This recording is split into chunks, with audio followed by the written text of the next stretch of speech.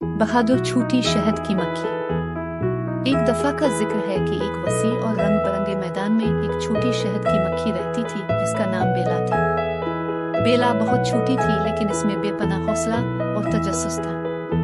इसे फूलों की सैर और उनसे रस जमा करना बहुत पसंद था। एक धूप भरी सुबह बेला ने एक अनोखा फूल देखा। ये एक सुनहरी सूरजमुखी थी जो बुलंद उबाला और चमकती हुई खड़ी थी।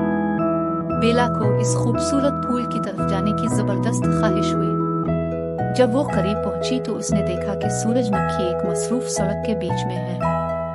खतरे के बावजूद बेला ने इरादा कर लिया। इसने सब्र से इंतजार किया, ट्रैफिक को देखती रही और आखिरकार उसे एक मौका मिला। तेजी और बहादुरी से उड़ते हुए बेला ने सूरजमुखी तक पहुंचकर सबसे मीठा रस जमा किया।